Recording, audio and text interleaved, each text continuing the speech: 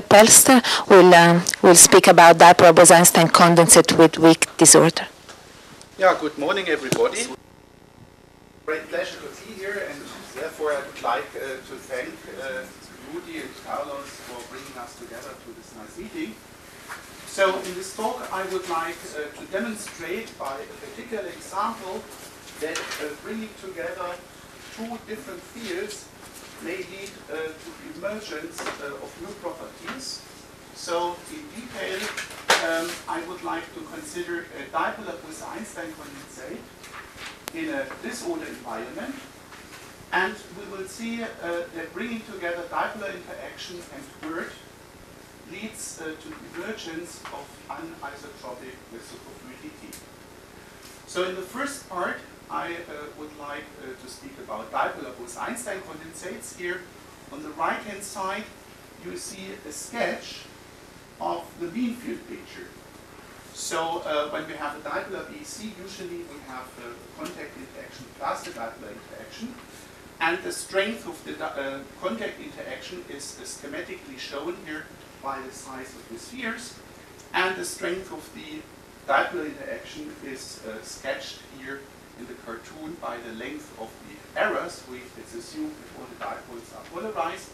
And you see from here to here that the relative strength of the dipolar interaction with respect to the contact interaction increases, and this affects the dipolar condensate to be elongated along the direction of the dipoles, because then the condensate can decrease its energy. That's the mean field picture. And in this first part, I would like to show that if you include quantum fluctuations in terms of the de Gennes theory, that this tendency of the dipolar BC to be elongated along the dipoles is diminished. So, to speak, quantum fluctuations decrease the effect of the mean field theory. Now, this introductory slide can be certainly quite short here in our audience. So, dipolar interaction can be of magnetic origin if we have considered atoms. So, very prominently after the discovery of chromium, we have now also dysprosium, and since very recently also the erbium at our disposal. And on the other hand, we have these electric molecular systems where we have here an abundance of proposals where hopefully quite soon quantum degeneracy might be reached. And the essential point is that the ratio of the strength of this magnetic dipolar interaction with respect to the electric dipolar interaction is of the square of the Sommerfeld fine structure constant, which means it's of the order 10 to the minus 4. So the dipolar interaction for electric molecular systems are always of the factor 10 to the 4 larger than here for the magnetic atomic systems. Now, what we have in mind is just a cylindrical symmetric trap, for instance, and then, as already mentioned, the contact interaction plus the dipolar potential, where this dipolar potential is long-range in comparison to this short-range contact interaction, and we have also the anisotropic property that we have both repulsion and attraction, depending whether the dipoles are sitting side by side or on top of each other. And certainly quite amazing for this type of system is that the one particle potential may have a symmetry axis, and also the two-body interaction, the dipolar interaction, may have a symmetry axis. And the appealing feature is that by just varying the angle with respect to those symmetry axes, it might be possible to tune the properties of these systems.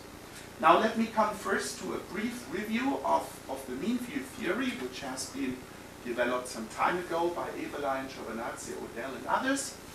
So here one can consider the Gross-Bilevsky equation for a dipolar BC, which is then an integral differential equation, and in the Thomas Fermi limit it can be exactly solved.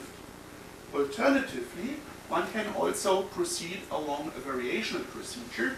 So one considers the action And the condensate can be decomposed into the condensate, the wave function of the condensate can be decomposed into the condensate density and the phase, and that's the action. So there's some part where temporal or spatial derivatives of the phase appear, and then come some potential terms, the trapped, contact interaction, dipole-dipole interaction.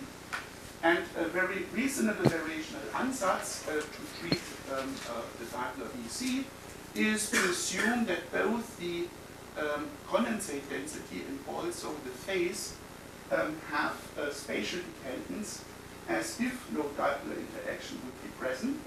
So one introduces here the Thomas Fermi radii, and it's such an inverted parabola as variational parameters together with variational parameters here in the phase. And by plugging in this ansatz into this action, one yields the same equations of motion as if one would solve the Thomas Fermi equation.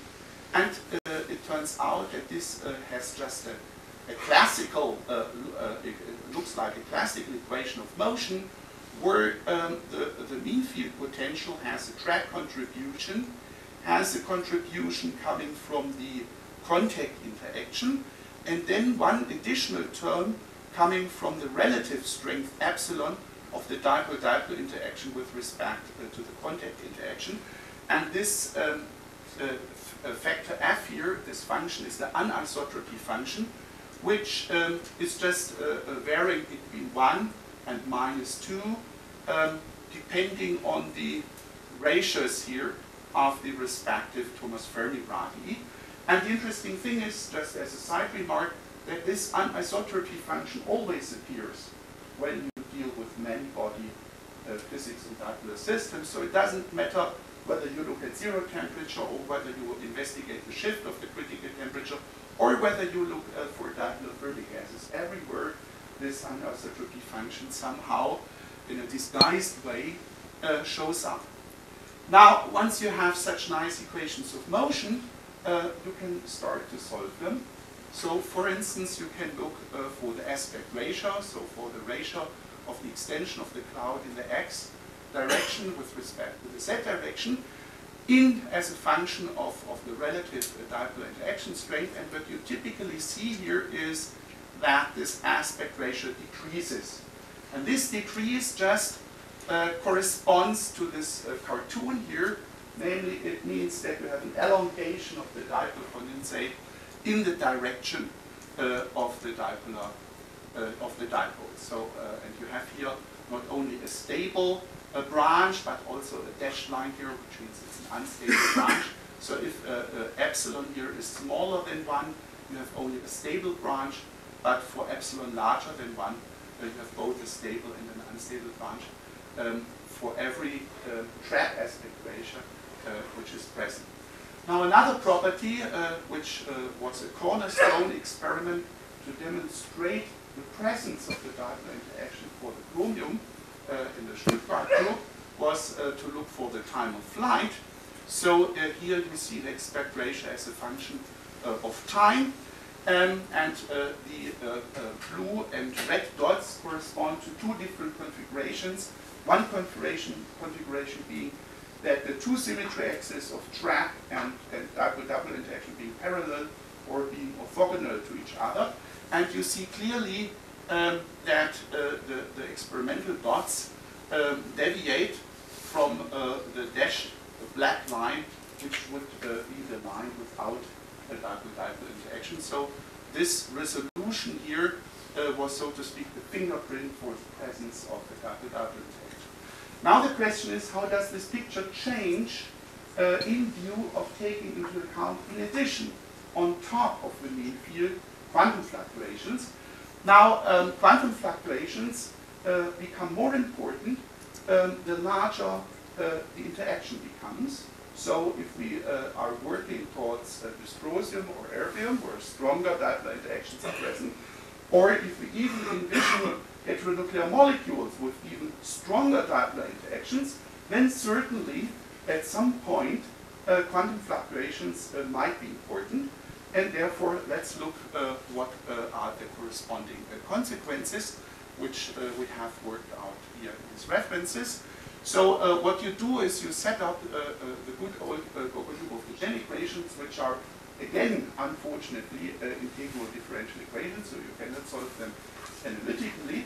However, if you have the thermodynamic limit in mind, so an infinitely large number of particles, then you can apply a semi-classical approximation, a local density approximation, and in this sense, the Bogoliubov-Dejean equations can be analytically solved, leading, for instance, to this result here for the depletion, that is the expulsion of the particles from the ground state to some excited states.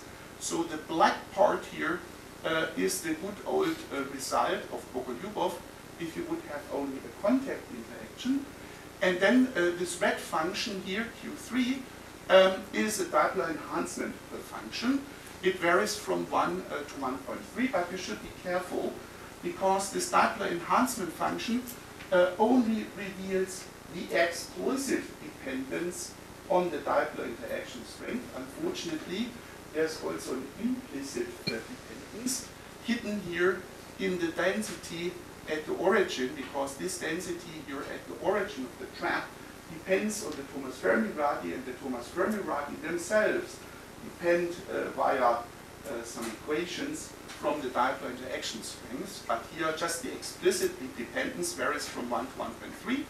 And even more pronounced are the impact of quantum fluctuations for the shift of the ground state energy. Again, the black formula is the result of the pure contact case, and the blue curve is the dipolar enhancement, the explicit dipolar enhancement, which varies from 1 to 2.6.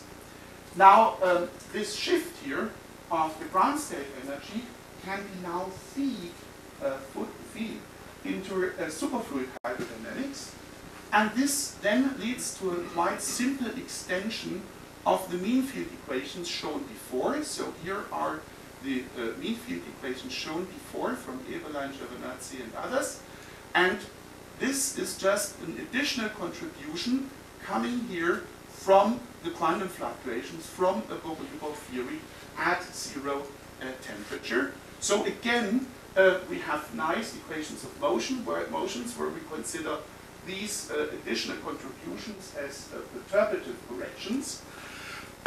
And now you can ask the question, what are beyond mean field results?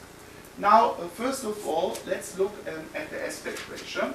If we would have no dipolar interaction, then both the Thomas Fermi radius in x and z direction would shift due to quantum fluctuations in such a way that there will be no change of the aspect ratio.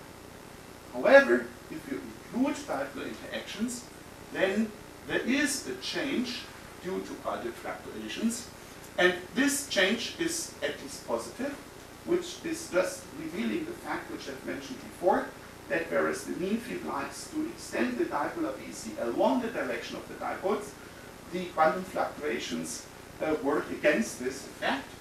And depending on the concrete values you have, you can see that this aspect ratio due to quantum fluctuations can be really large. Also for time of flight, just one curve which should demonstrate that depending on the concrete parameters one has for a certain experiment, certain deviations from the mean field time of flight should be expected, and we have also analyzed consequences for collective excitations, which you can find here. So with this, I would like to come to the second topic. Namely, I would like briefly to introduce to you the so-called dirty boson problem, which amounts to the following situation. Let's imagine we have, and we will come to some experimental realizations soon, let's imagine we have such a fragmented, frozen disorder landscape.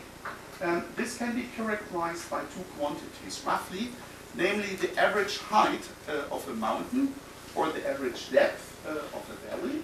That's, so to speak, the strength of the disorder. And the second important ingredient for a disorder landscape is the average distance between two mountains or between two valleys. That's the so-called correlation length of the underlying disorder potential. Now, what will happen if you fill in bosons into such a random landscape?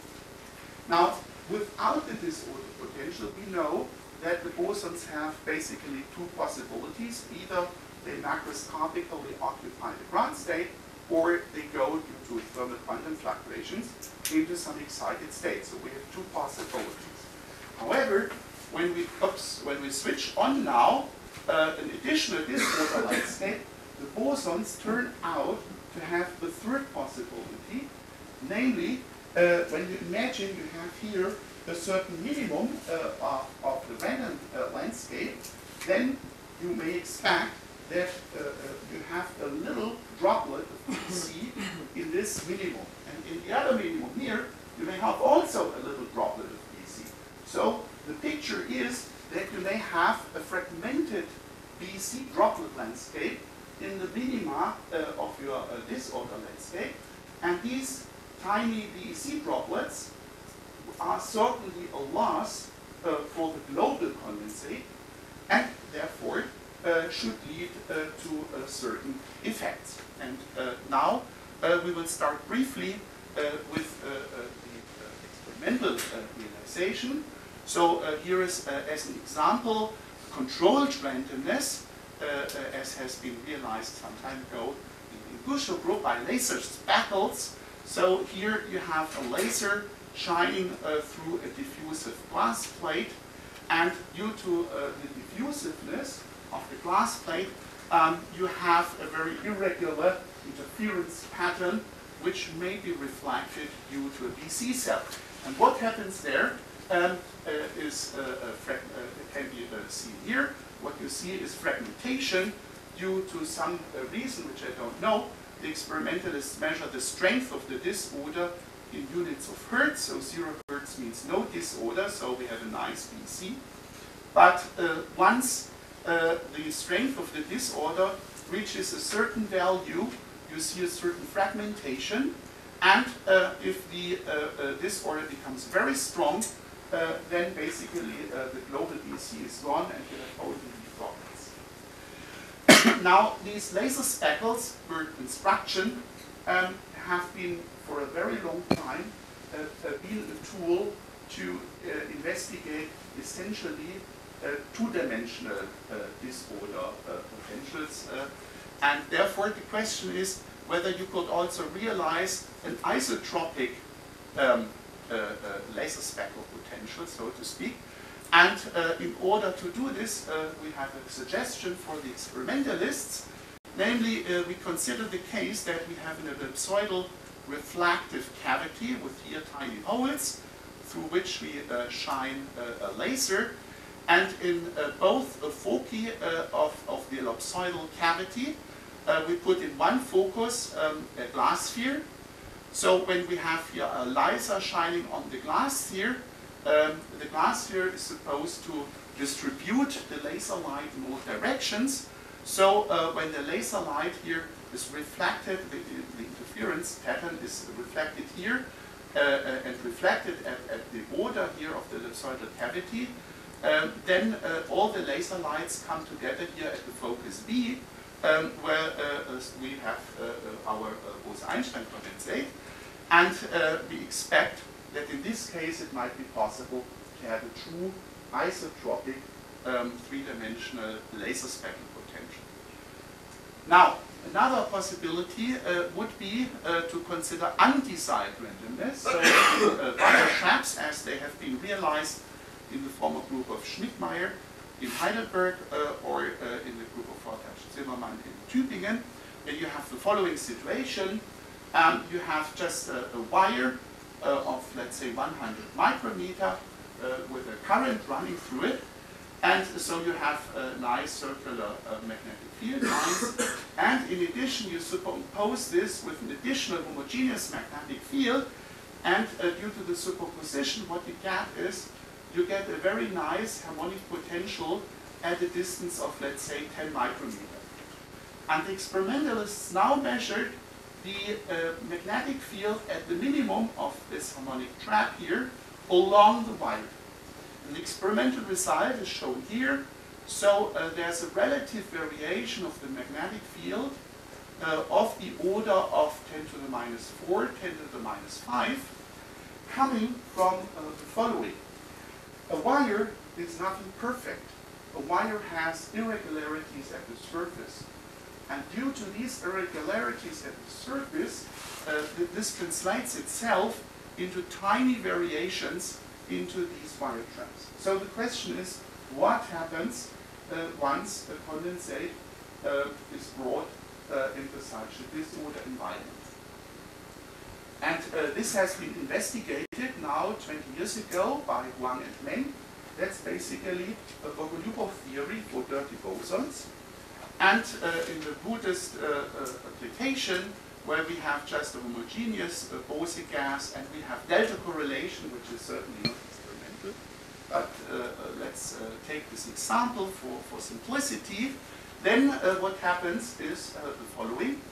The first term here for the condensate depletion is this here, the Bogoliubov term, that you have due to repulsion, the expulsion of the particles from the ground state to excited states. And this additional term is now the Wang-Meng term. This is the depletion of the condensate due to the strength of the disorder. And this comes about because the particles go in the respective minima. We have our tiny DC droplets.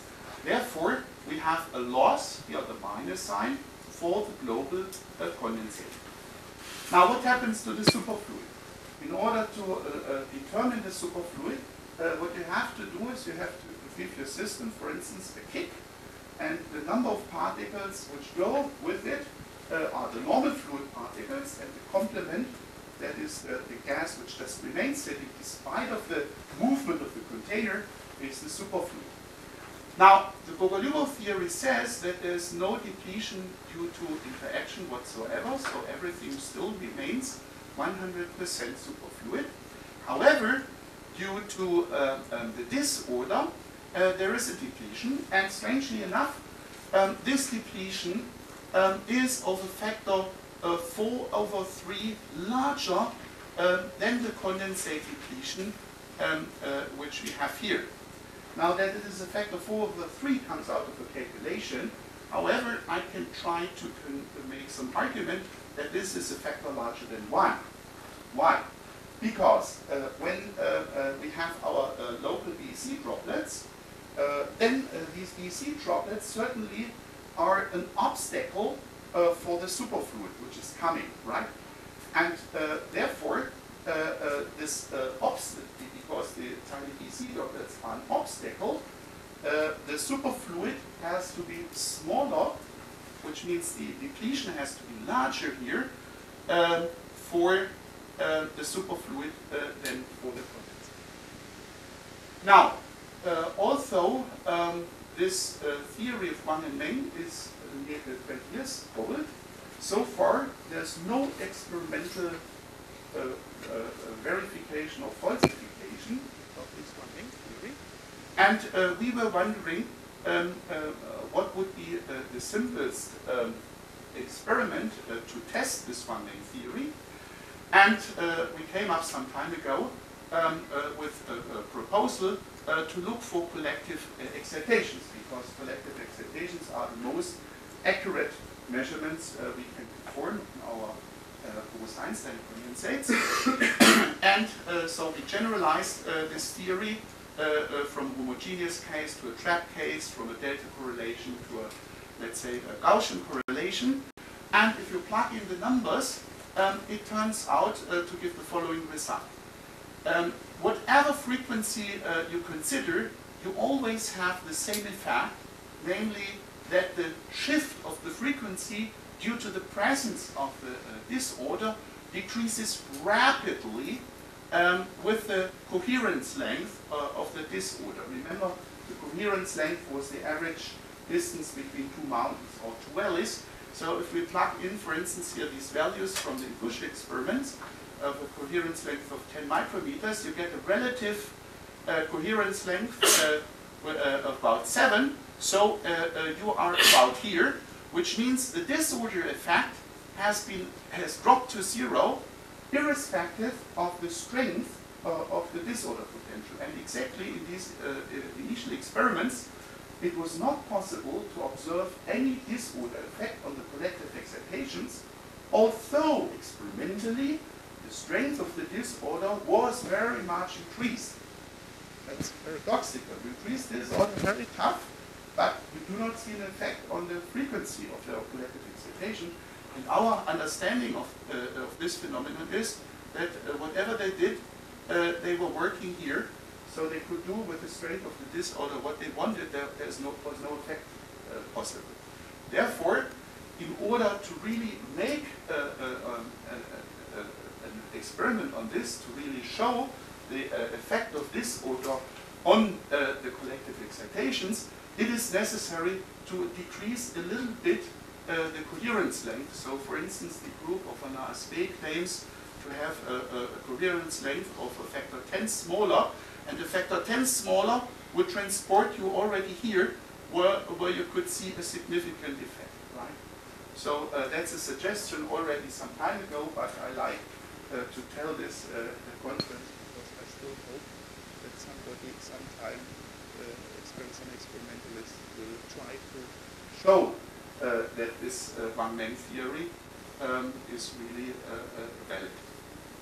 Now, let me come to a more global picture. So far, we discussed the dirty boson problem at 0 temperature. Maybe you would like to get a more global picture.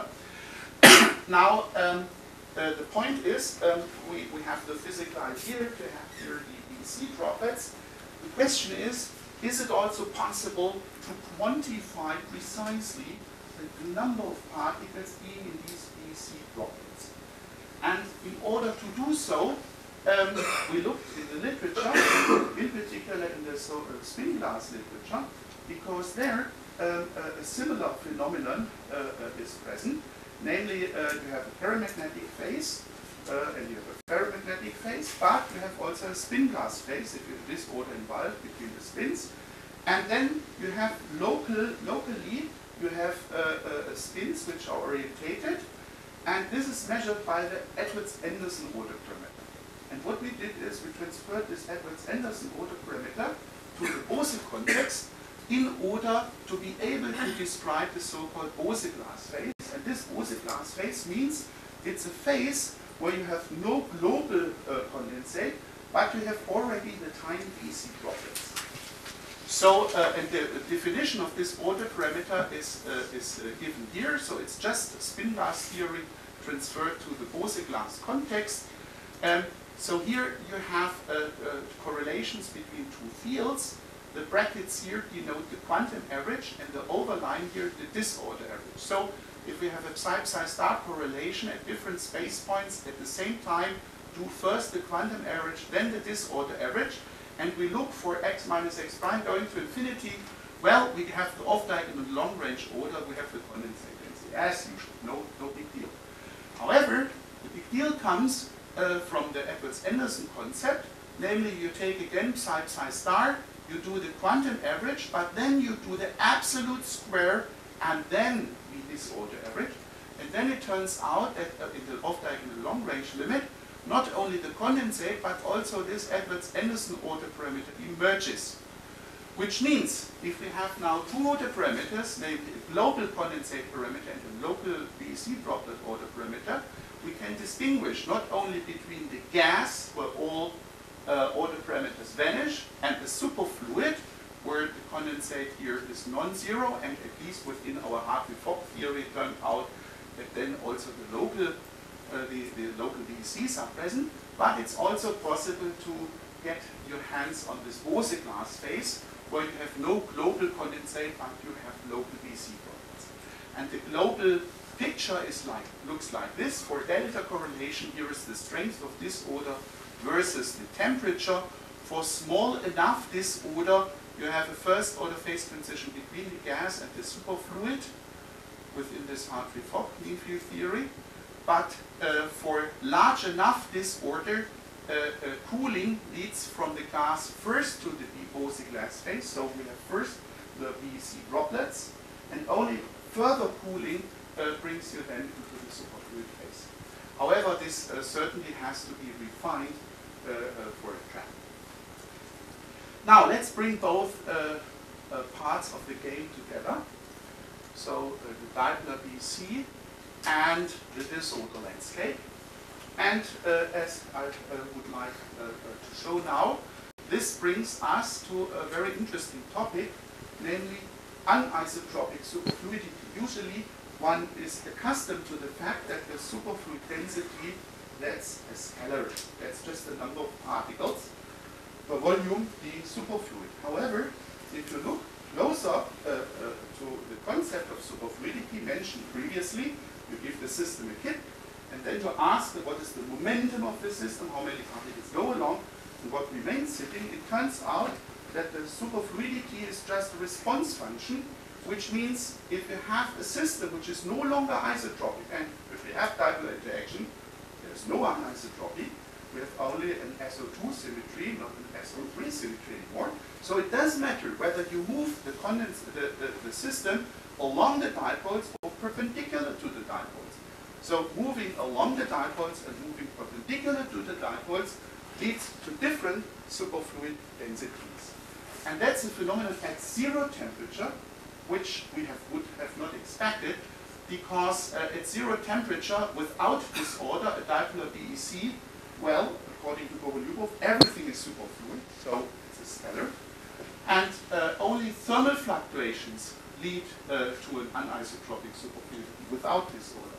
But to have anisotropic superfluidity at zero temperature, that's a special property which only emerges due to the additional presence of disorder. Now, you can go again through this one-main theory, this Gogol-Lyubov theory for dirty bosons, and you can derive for a general interaction potential and the general disorder correlation here the results. So here's the condensate depletion, here the superfluid depletion piece, here the tensorial properties for the superfluidity. And only when you have isotropy, you get back the old one main result, that the superfluid depletion is of a factor 4 or 3 larger than the condensate depletion. Now specialize to the dipole-dipole interaction here. The important point is that whereas in the spatial configuration we have contraction here, repulsion there, in case of the Fourier transform, it's just the opposite. You see here a flip due to the minus sign. So we have in Fourier space, we have here no attraction, but we have repulsion. And correspondingly, here in real space, we have repulsion, but in K space, we have attraction. So the world is just opposite in Fourier space than in X space for dipoles. And just for have something concrete, we took as an example the Gaussian correlated disorder with the sigma being here the correlation length now. Now for the condensate depletion, we have here a depletion function which decreases with increasing correlation length. That's not very surprising. And this depletion also increases with increasing interaction strength. This is also not very surprising. However, the surprise comes at the next page. So we have now a superfluidity, which is a tensor. So we have two components in the xy direction and one component in the z direction. And this, if we look for the perpendicular superfluid depletion, which means the superfluid depletion along the dipole, perpendicular to the dipoles, then again it increases monotonously with the strength of the epsilon. However, the surprise was to look at the superfluid depletion parallel to the dipoles, namely whereas here the depletion is monotonically increasing, here it turns out to be monotonically decreasing. And this has the strange effect that along this dashed line here, that the superfluid depletion is no longer larger, but smaller than the condensate depletion. That is what I have told you so far is not precisely true, namely when the bosons are in the local BECs, they remain there not forever, but for a certain localization time. So the picture is not static, but the whole picture is dynamic. Some bosons go out of the local BEC and others come back. And with this you can at least qualitatively understand this, and this is supported by another publication. Let me come to a conclusion, because time is flew fast. So there are a lot of topics which should still be discussed. Maybe in the coffee break we can have some discussion. Let me thank the people who have worked on this project, directly or indirectly. So we have now a new work on dipole-thermic gases by solving the Boltzmann-Vlasov equation. So we can interpolate now between the collisionless and the hydrodynamic regime, if somebody is interested. And finally, I would like to make an advertisement for this Quo Vadis BEC workshop, which is in August, co-organized by Carlos and myself. And prior to this, as a satellite event, so to speak, we have set up a summer school, which is supported by the Collaborative Research Center SFPTR 49 on low-dimensional quantum many-body systems. So the school will be in Trier, nearby to Bad Honnef, and everybody of you or your colleagues or students are welcomed to join us. Thanks for your attention.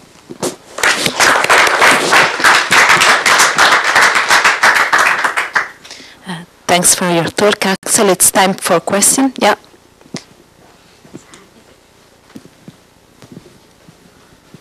So actually, I have two questions. One is about the anisotropic superfluidity. So you said this superfluid fraction depends on the direction.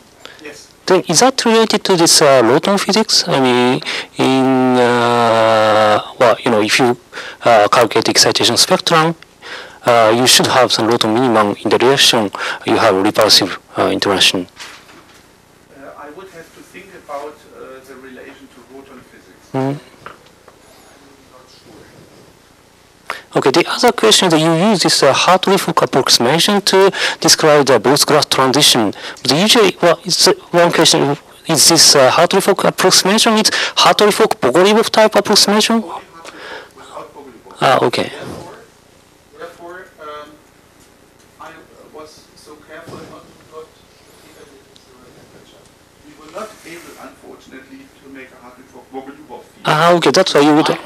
Okay, that's why you didn't describe this quantum phase transition. Okay. We have one length theory at zero temperature, and we have a Hartree-Fock theory near the critical temperature, and a theory which combines both. They're still to be developed. Okay, I see. Thank you very much.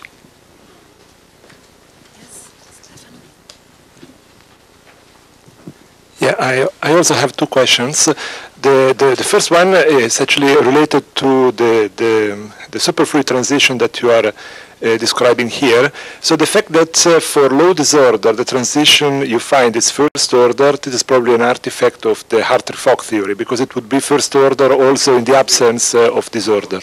Okay, yeah. So and the second question is related to the first part. So let's say the problem of dipolar bosons. So here you show results as a function of the relative strength of dipolar interaction compared to usual short-range repulsion. But then, so I would expect that at some point, if you increase too much the dipolar interaction, you would have a collapse. No, of so the all bosons would see the attraction, and they would just. So I was. Collapse is, so to speak, at epsilon equals 1. Okay. If you, this you see already here in the mean field. You see that's the collapse here. Okay. Epsilon being 1, because here is the borderline. Below the epsilon being 1, you have only a stable configuration, and above epsilon equals 1, you have both a stable and unstable configuration. And this you see also from the Bogoliubov excitation energy, because then the energy is no longer real for the homogeneous case. Yeah, so I don't quite understand the stable solution when you have a strong dipolar interaction. So why Therefore, why do you have a also stable solution? here, Yeah.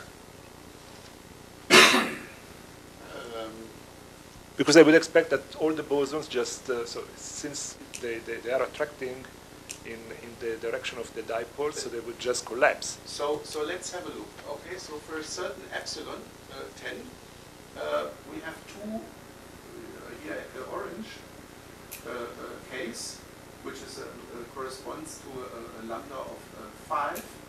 So you see there are two different configurations. So one being more pancake one, and one being more cigar-like one. And the cigar-like one is, so to speak, unstable, but the other one, the more pancake one, is more stable. Okay. And it just turns out that you have two of them. But because of these unstable configurations, our whole Bogoliubov theory is restricted strictly for epsilon being smaller than 1. Because when you do quantum fluctuations and you want to take into account all possible quantum configurations, you cannot do this if you have unstable configurations among them. So you have to restrict yourself to cases where you only have stable configurations. Therefore, all the results in the beyond mean field case are only strictly valid for epsilon smaller than 1. And then one has to look in addition once the depletion is not too large, right? Because Bogoliubov always has the assumption that the fluctuations are small in comparison to the condensate, right? Okay, yeah, I understand. Yeah. I missed something on the slide. In this slide that you have the effects of disorder with and the anisotropy. No, further. I guess just a second. Yeah. So here, superfluid depletion. So you were saying that if I understood correctly, and maybe you can clarify this, that this anisotropy that appears only because you have, a combination of the dipole interaction and disorder, but without disorder, you don't have this anisotropy. Is that what you said? Yes. Can you elaborate? At zero temperature, because at zero temperature, Bogoliubov says everything is superfluid. So there's no anisotropy in the superfluidity. Right, but you're making the statement including the dipole interactions. Yes. Also, when Bogoliubov also says, does not matter what kind of interaction you have, right, dipolar or whatsoever, right, everything is superfluid. Right. So then the effect of disorder comes in. If you set exactly equals to, so the correction is proportional to the strength of the disorder into the system. And you have to be really careful. I have not the time to stress that. When I talk here about the quantity y superfluidity, I always have in mind the disorder ensemble average, because that's the only thing which matters. So the experimentalist for any quantity, like for instance the sound velocity, if this is measured, then you have really to do the measurement several times. And average. And we, as a theorist, make only statements about the ensemble average with respect to the disorder. So therefore, one has to interpret these results in that ensemble average sense. That's my point. Right, but it's proportional to the strength. What power is specific? It's just linearly proportional to the strength. Linear proportional. That's just Bogoliubov, the one-name theory. It's just the leading order. And that's on the market since 20 years. And unfortunately, no experimental verification of falsification. Hopefully verification. Yeah. Okay, other questions? Yeah, maybe the last one. So in the expression for the condensate depletion in the Bogoliubov theory, if I remember correctly, so the term which comes from the disorder has some 1 over square root of A. Yes. So naively you would think that this theory is valid for small a, right? Eventually even going to 0. So that's an interesting point. So my heuristic argument for this is the following: when you have fermions, when you have a disorder landscape, you might have the problem that many particles go into one of the steep minima in order to minimize the energy. For fermions, if you have fermions, then the Pauli principle prevents them from coming together into this minimum, right? But for the bosons, you don't have the Pauli principle here. You need, so to speak, a little bit repulsion in order to prevent an instability of the system. So that's my heuristic understanding of this. But as already mentioned in the previous discussion, this shows up in a disorder ensemble average sense. Which means in order that the theory is valid, this has to be small, means the contact interaction has to be small. But that this is small means the contact interaction has to be large, which means the whole formula makes only sense if the contact interaction is in some intermediate regime, which one can certainly quantify, right? But one has to be careful when to apply this, because this whole theory makes only sense when the resulting effect is small.